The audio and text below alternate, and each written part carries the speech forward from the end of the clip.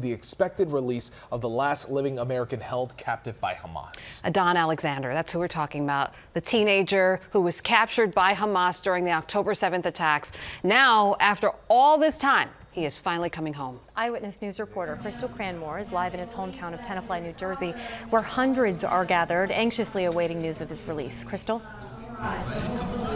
Good morning. Well, Israeli officials tell ABC News that Edan Alexander's release could happen at 11:30 our time. But you talk to folks here and they are cautiously optimistic. They say until Alexander is in his mother's arms, in his arms of his family, they are holding their breath. But let me take a step out of the way so you can see there's still a sizable crowd, even hours later, just waiting for the news. They're tuned into this jumbo screen of local Israeli news right now, just waiting for updates. They've been here since 4:30 this morning. This was the scene earlier as people waited and continue to wait for the release of Edan Alexander. They wore their flags, they held welcome home signs, and they sang in celebration of the anticipated release. Have people even missed work and school just to be here? Now we're learning also within the last hour that Alexander's mother is at a military base in southern Israel near the Gaza border. That's where he will be transferred first before heading to a hospital in Tel Aviv. Now, Hamas's release of Alexander is seen as a goodwill gesture toward the Trump administration. Hamas has been holding him hostage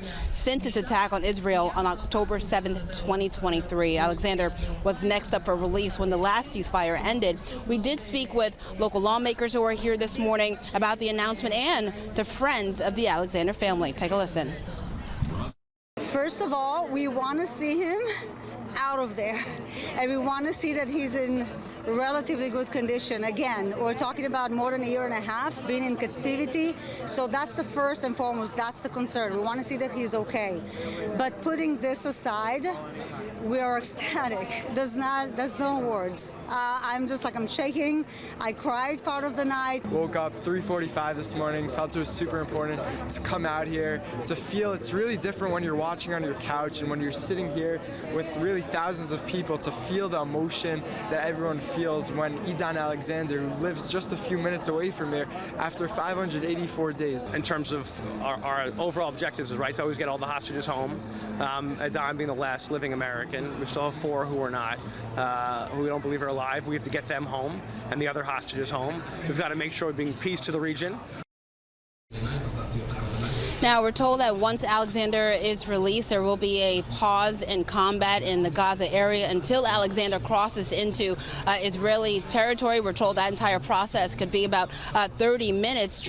President Trump posting to social media that this is a great first step in the final steps toward ending this brutal conflict. But for now, the wait continues to bring Edan Alexander back home to his friends and to his family. For now, we're live in Tenafly. Cranmore, Channel 7.